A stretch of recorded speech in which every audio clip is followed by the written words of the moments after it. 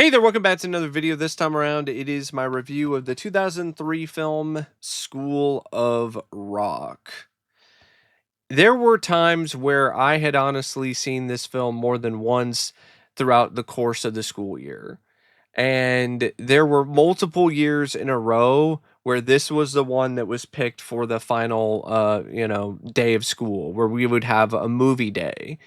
And I got sick of it and I boycotted it. I pretty much refused to ever watch the film again for a long time. In fact, the first time I watched it after all these years was for this review. And I can say, after finally deciding to sit down and watch this film again after all this time, and not being forced to do so against my will, um, I, uh, I liked it. I thought it was pretty good. I had fun with it. I didn't think it was a masterpiece. I wouldn't say that I loved it. I wouldn't say that it's one of my personal favorite films of all time like it is for other people, but I did enjoy it. And before I get around to sharing more of my thoughts on the film, I want to give a special shout out to Bronson for requesting this review. And if there's another film, TV show, or topic that you would like to see me discuss in the future, feel free to donate to either my PayPal or to my Patreon. Link to both is in the video description down below, and I will try to get your request as soon as I possibly can. Now, School of Rock is directed by Richard Linklater, and I think this was like the first kids family friendly film that he did. After this, he did one other one in the Bad News Bears remake, and I feel he did a decent job with that as well. But this was the first time he was really stepping into this particular territory, because prior to this film, he did a lot of indie films. He did like a lot of slacker comedies, stoner comedies, a lot of like Dazed and Confused or Slacker, and he did some other movies that were very experimental and avant-garde. So this was something that was definitely out of left field for Linklater, and he did a really great job.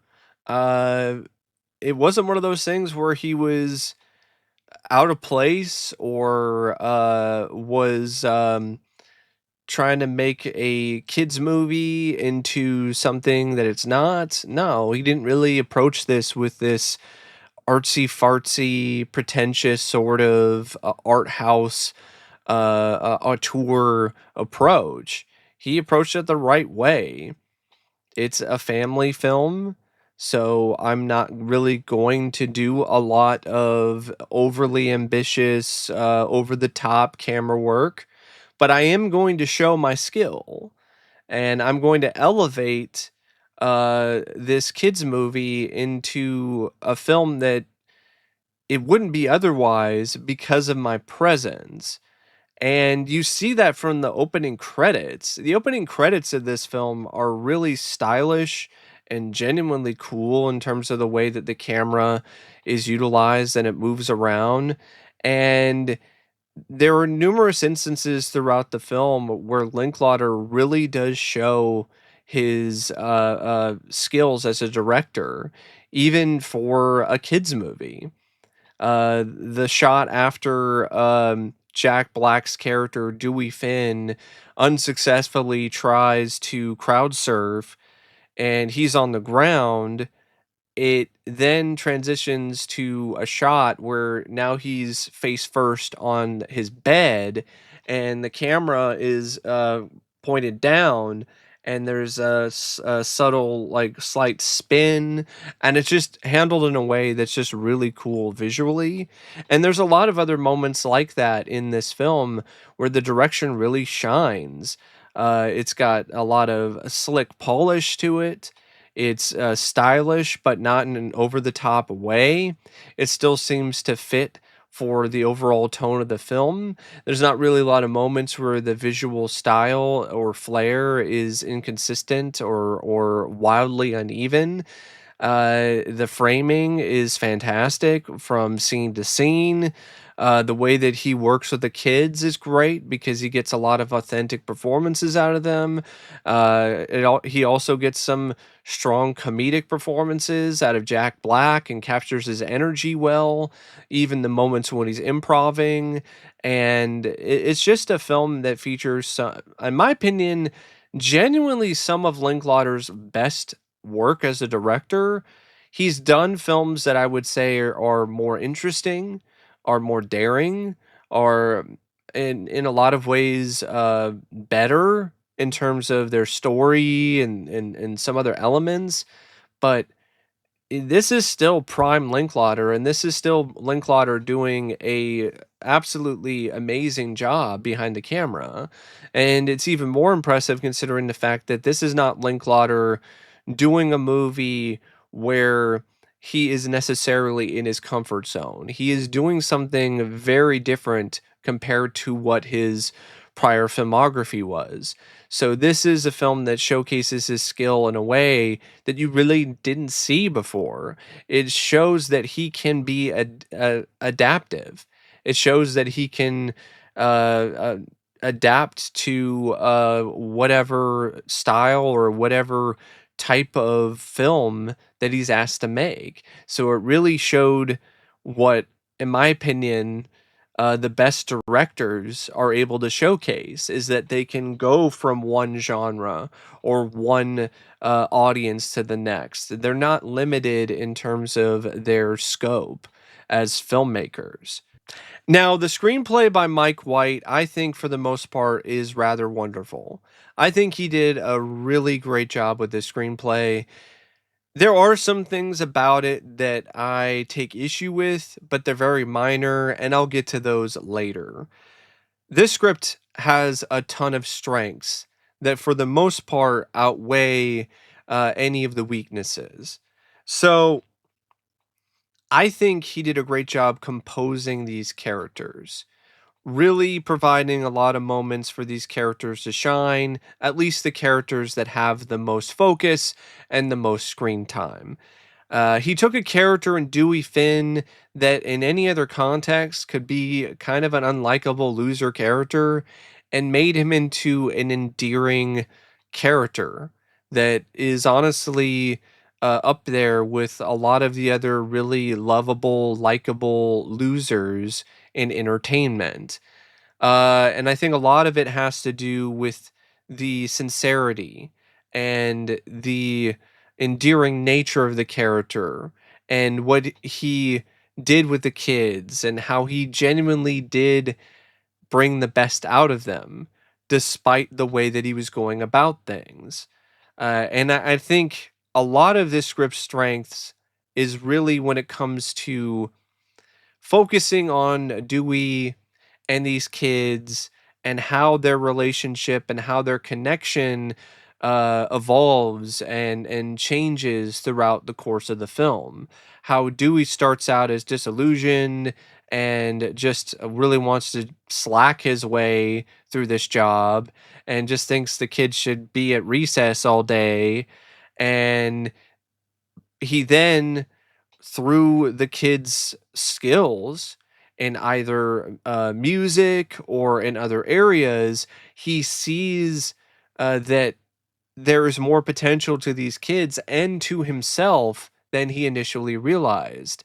So, even though this is kind of a cliched script and cliched plot, the way that things unfolds in such a natural progression that it becomes something that really it really warms up to you. Like it's the kind of thing that becomes in a lot of ways much like a classic rock song in terms of its composition. It's familiar, but it's still really well composed overall. And I do like a lot of the things that Mike does with the kids in particular. They're all given their moments to shine as characters.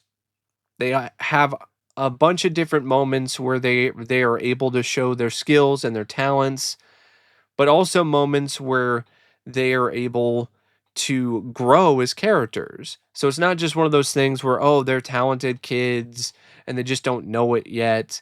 There are other things that happen with these kids where they not only show their skills when it comes to their talents as musicians or as singers or as costume designers or uh, light rigging guys or gals or other creative venues, but they also show that they are much more confident.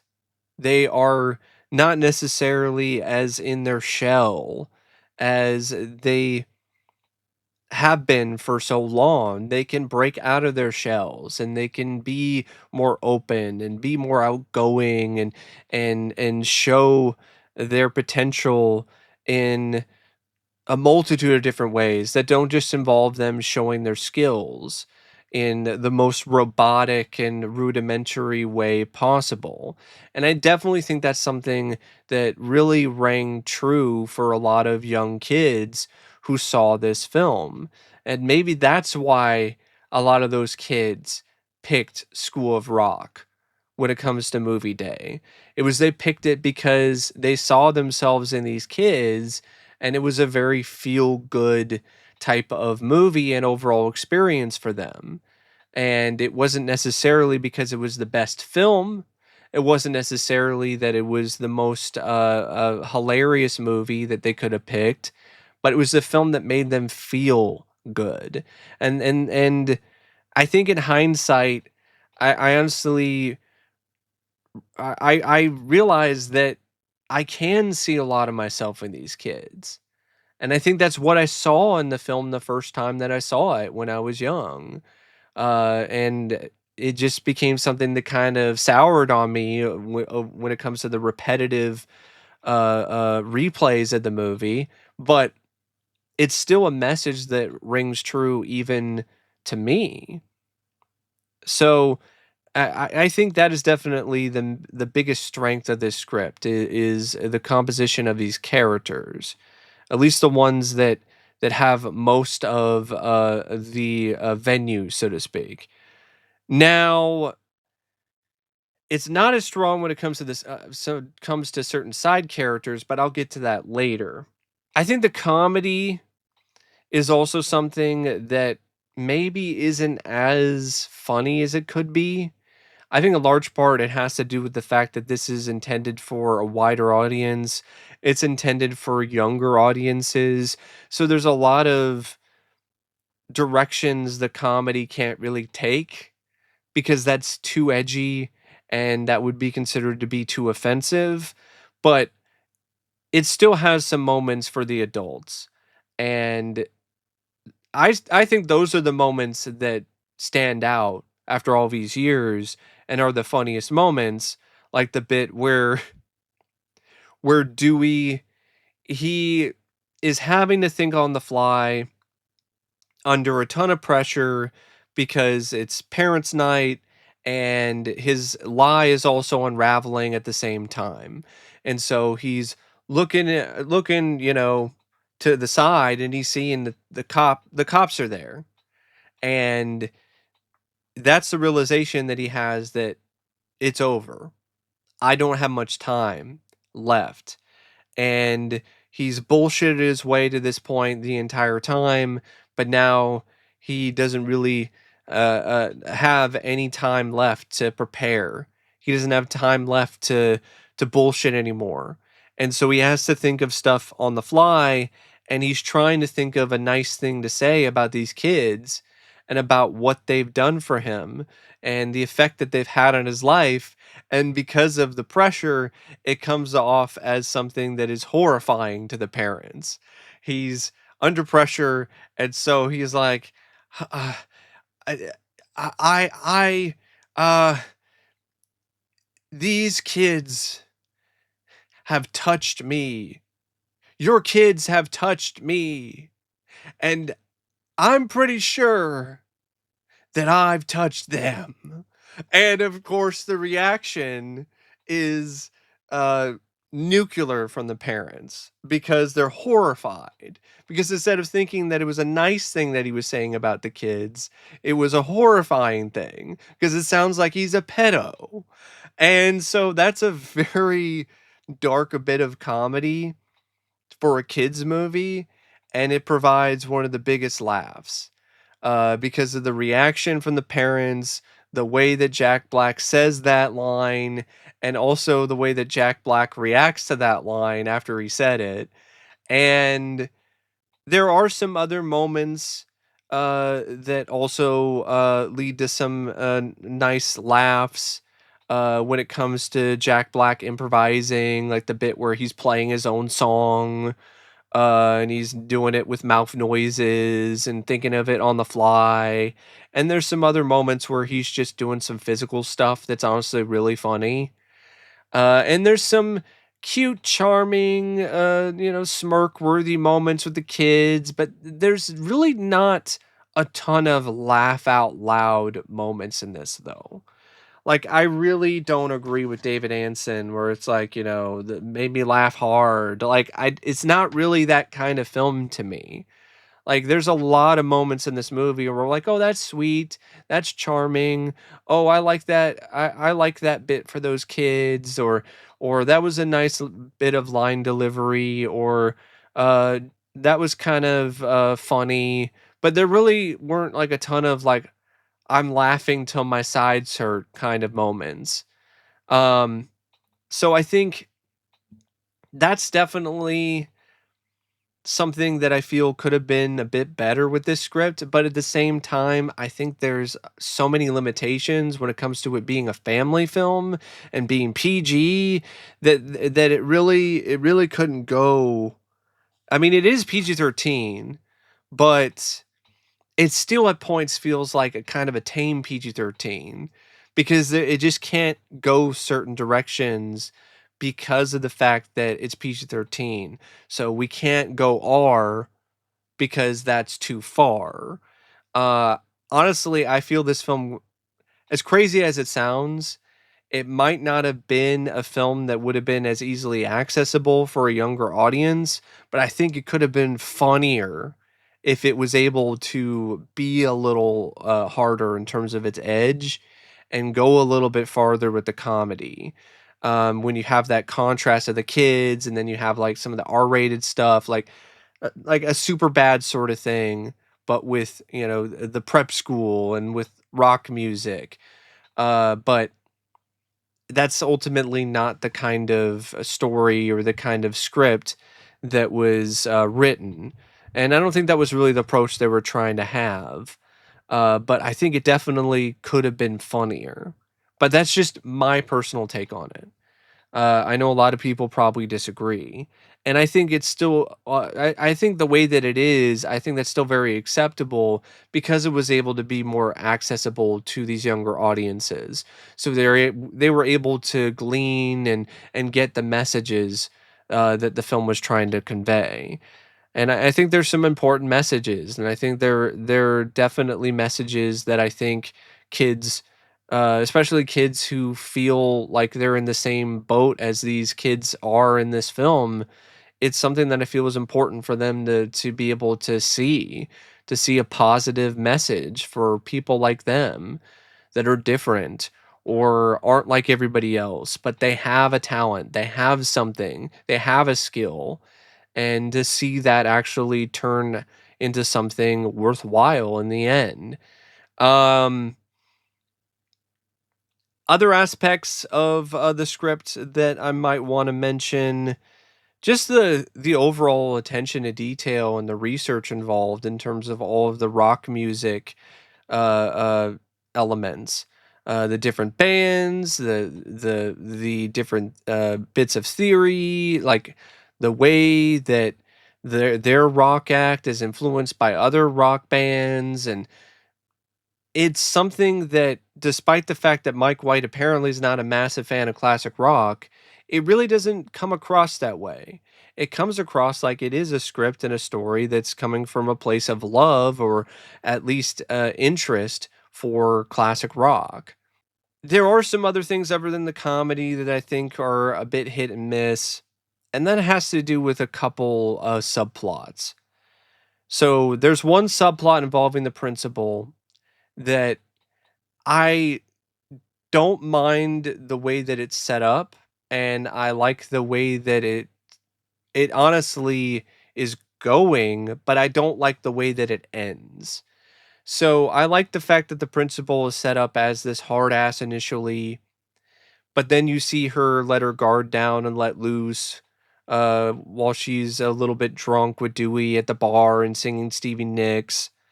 And I like the scene with her in the van with Dewey where she she vents about how people think that she's a bitch, and she honestly agrees and talks about how this job has changed her as a person and turned her into something that she doesn't want to be.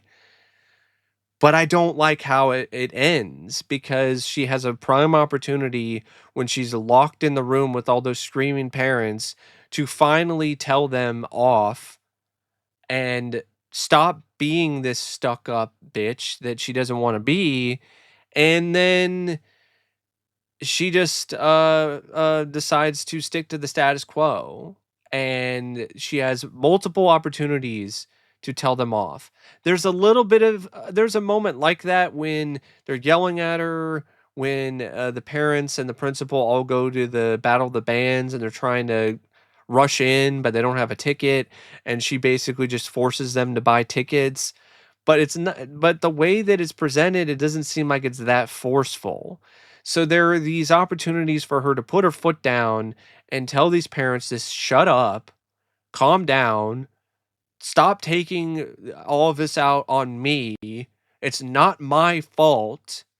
And there isn't that moment. So it feels like there is a good initial start to things, showing that you shouldn't necessarily judge a book completely by its cover in terms of the way that she acts, and then providing some justifications for the way that she is in terms of her rigidity and her strictness, and then showing that this is something that she doesn't really want to do, but she does it anyway because she has to.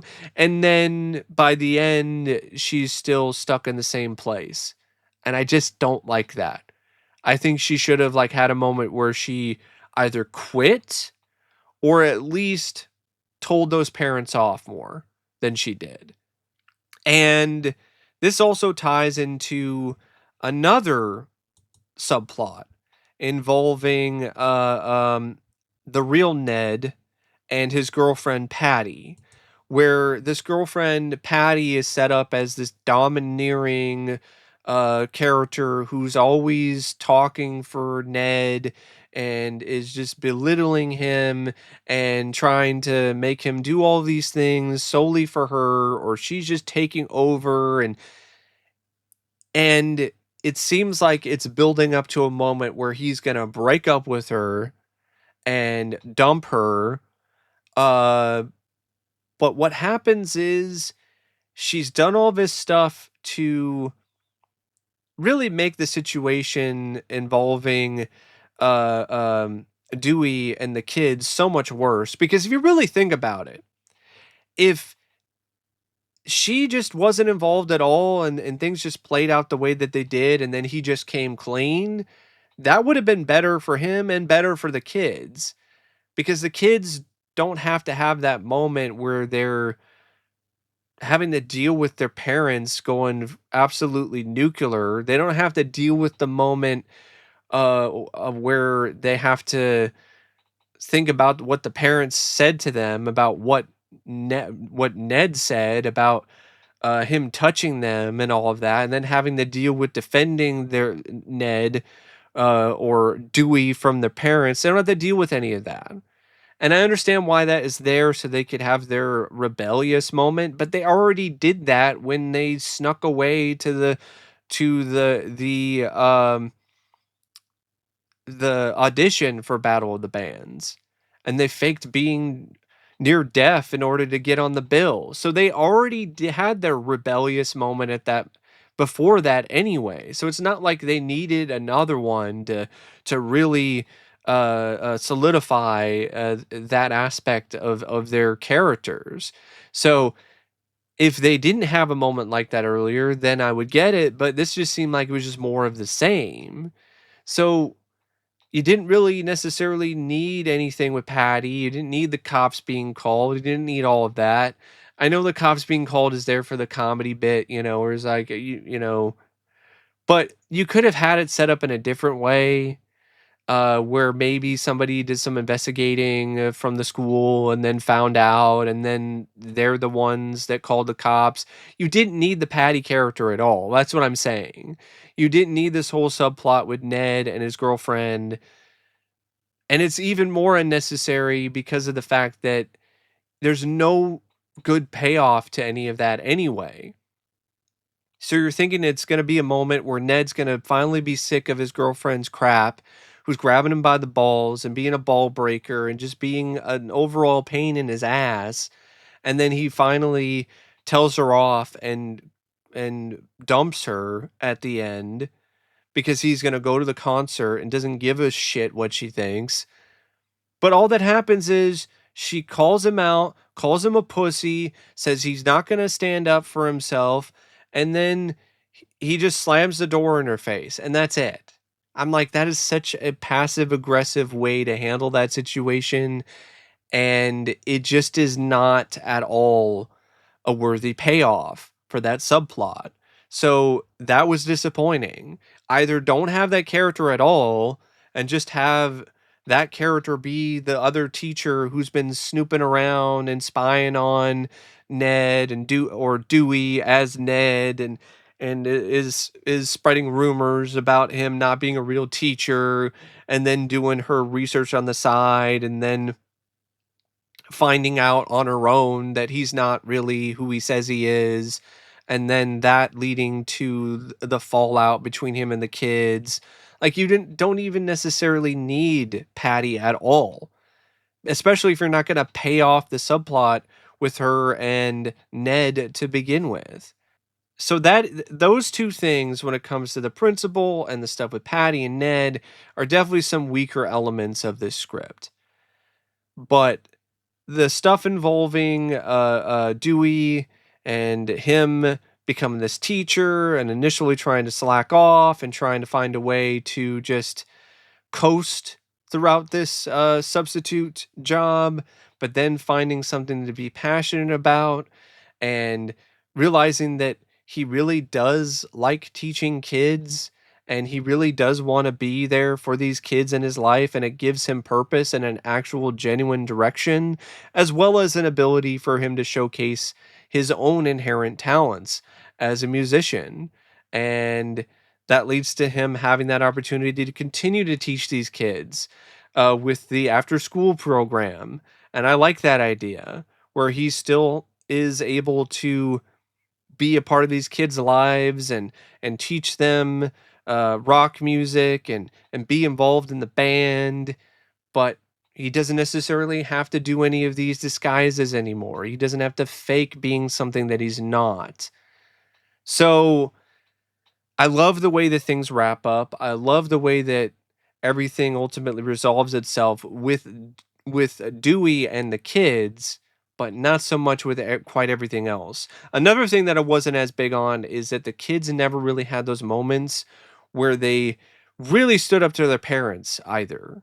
There's a couple, there's like one or two scenes where it seems like you see a bit of that, like at the parent teacher conference, but it's not really embellished enough to the point where it feels like it has any real impact. So I think that's another thing about this script that I think should have been fleshed out more or handled a bit better, because I think that's also a very important thing. The parents realized that the kids were talented and are happy and proud of them at the concert and by the end of the movie, but I really think there should have been more of a moment where the kids put their foot down, and especially the boy who, who's the guitarist, especially him, like the who plays lead guitar, Zach. because his father was just being completely unreasonable and honestly downright abusive towards him. And I really feel that there should have been a moment where he actually stood up to his father. And I felt like there would look like there was gonna be a moment like that, but it never really happened. So there are things about this script that are wonderful and are great, and I do feel for the most part it's a good script. But there are some moments where the composition is a bit off. But when the composition is good and it's in the right place, it's right up there with some of the best family comedies when it comes to this screenplay. Now, as good as the script is, as well directed as the film is, it definitely would not work as well without the right cast. And I think Jack Black, this is a role that's actually perfect for him. And there's a reason for it. It was written specifically for Jack Black. And it really does show. He is in his comfort zone here. He is completely in a very natural position. And so it leads to him being not so out of place when it comes to his antics or to his rock music stuff or the references that he's making. So it leads to a performance that is genuinely endearing as well as strong and still stands to this day as one of his best performances. Uh, Joan Cusack, she's also really good as the principal, especially the moment where she finally is able to vent and talks about her becoming the person she doesn't want to be. But it's a performance that I think could have been even better if her character was given a better arc. But for what she's given to work with, she nails it. Mike White as Ned, he's fine. Does a good job playing the submissive roommate and best friend who gave up on being a rock star. And I can't really blame him for the passive aggressive way that his character tells off his girlfriend, Sarah Silverman. And she did a great job too, playing this unlikable character, this domineering girlfriend. But it's also a one note performance, but she still did a really good job with it. Uh, Miranda Cosgrove, she was definitely the best child actor in this, and you could definitely see how that would lead to her doing stuff in Drake and Josh and iCarly. Like she definitely had a genuine screen presence as Summer Hathaway, and was a lot of fun to watch. The rest of the kids were fine too, but what they did was not like really great performances in terms of their acting, but it was good enough. And the fact that they were really skilled musicians or they were skilled in other ways, that made up for it. As did their endearing nature. You know, they gave it their all. There wasn't really any kids here who were kind of lazing around with their performances. So you know, you got Joey Gaydos Jr. as Zach. Um, Maybe not the most screen presence, not the most personality, but man, he made up for it with his skills as a guitarist and just how he went for it in the end. Kevin Clark as Spazzy. I would say he was the one that showed the most personality as Spazzy when it comes to his character, the whole punk nature of him, and other aspects that he was able to showcase with his performance. Rikeva Reyes as Posh Spice. She was fine as Katie, but there really wasn't a lot for her to do. But I think in large part they just kind of hid her a little bit, maybe to kind of hide maybe her lack of skills as an actress. So they just made her into somebody who's really a person of a few words and lets her actions speak for her. And I think that was a good choice. Robert Tsai as Lawrence, Mr. Cool. I thought it was a charming performance. I felt that he did a good job with that character, and I really think there were a lot of good scenes and moments between him and Jack Black. Um, Maryam Hassan as Tamika. She was also really good, especially when it comes to showcasing her singing talents and also the shyness of her character. It was a very believable performance. Um, Aisha Allen, she was also solid as Braceface. Um, Caitlin I mean Hale as Blondie, she was also good. Um, I felt like Aleisha and Marta had some really great chemistry with one another when it comes to their scenes together. Um, Brian Faltudo as Billy is kind of a one note role, you know, the gay stylist, but he still had a lot of spark when it comes to his performance.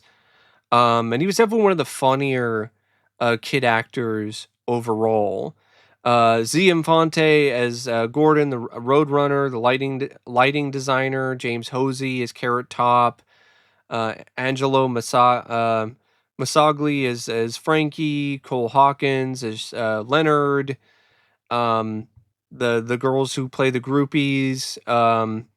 Jordan Claire Green, Veronica Alferbach, or no, I mean Adam Pascal is he's from the other band.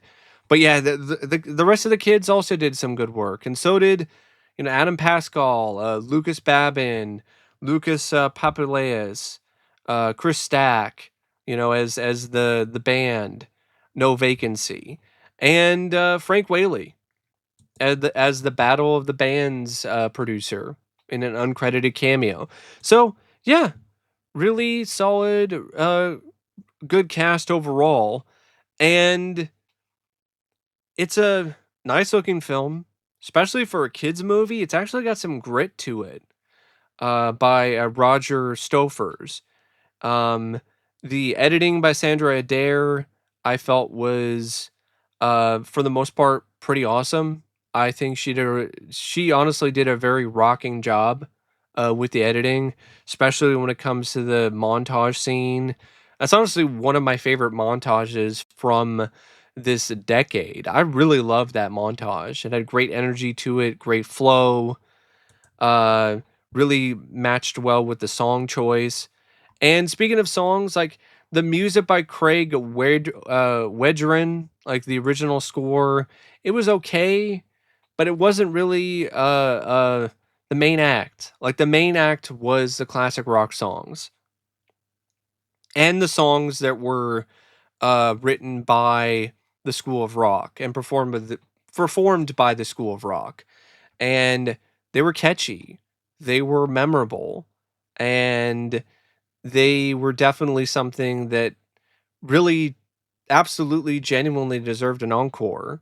And I like their rendition of the Led Zeppelin song at the end credits as well, especially the improv moments with Jack Black talking about how, hey, the movie's over, leave. Like I always like those moments with a film like where they try to pull a Ferris Bueller and they break the fourth wall. So yeah, I think I honestly feel that School of Rock is a good film. School of Rock, in my opinion, is definitely one of Jack Black's better films, and I honestly would say that it's one of the better family films from the 2000s. But anyway, thank you for watching my review, and as always, I will see you later. See ya.